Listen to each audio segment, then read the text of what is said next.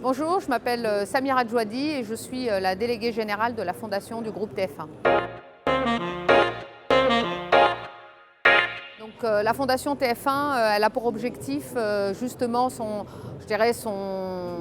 action principale, c'est d'intégrer les jeunes issus des quartiers dans les métiers du groupe, particulièrement dans les métiers du journalisme et puis tous les autres métiers qui sont arrivés par la suite. Et l'idée, c'est d'aller chercher des jeunes qui sont des quartiers par le biais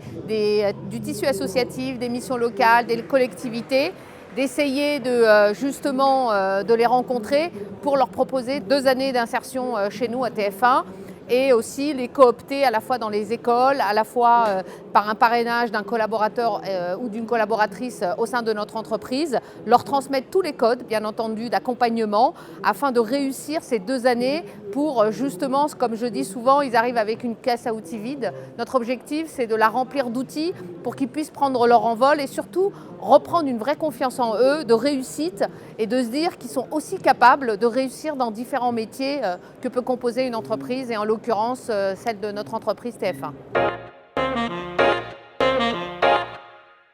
Comme je l'expliquais aussi dans la table ronde, c'est qu'à un moment donné, alors souvent on accable les journalistes et je pense que le problème il vient des deux, à la fois des acteurs dans les quartiers et aussi des journalistes. Je pense qu'à un moment donné, il faut qu'on travaille ensemble. Il ne faut pas justement apporter, alors moi je suis contre et d'ailleurs c'est pour ça que j'ai monté cette fondation, c'est pour éviter que les sujets négatifs dans ces quartiers parce qu'on sait que c'est ce qui apporte justement, on va dire, de l'audience, etc.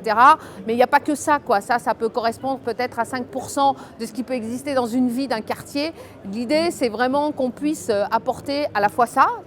dire ce qui se passe, parce qu'à un moment donné, il faut être dans la normalité, dire ce qui se passe, à la fois dans le négatif, mais aussi dans le positif. Mais pour ça, il faut que et journalistes et acteurs de quartier puissent travailler ensemble, puissent justement, ensemble, décider des sujets qui pourraient valoriser ou dire quand il y a des soucis, parce que ça peut être un coup de gueule des acteurs de quartier, de dire voilà, on en a marre parce qu'il y a tel problème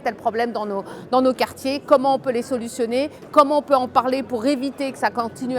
à perdurer, etc. Et donc c'est tout ce travail dans le collectif. Et puis aussi, comme je le dis souvent, et c'est ma mission au sein de la Fondation, c'est de former ces jeunes de quartier à devenir des journalistes de demain, parce qu'eux ont le regard, eux ont les codes de ces quartiers pour encore mieux parler de leur quartier et apporter justement leur expertise parce qu'ils y sont nés, parce qu'ils y sont grandis, parce que c'est leur réseau aussi. Et souvent, c'est une question de réseau quand on fait un reportage. Donc, on doit pouvoir s'appuyer de toute cette population pour justement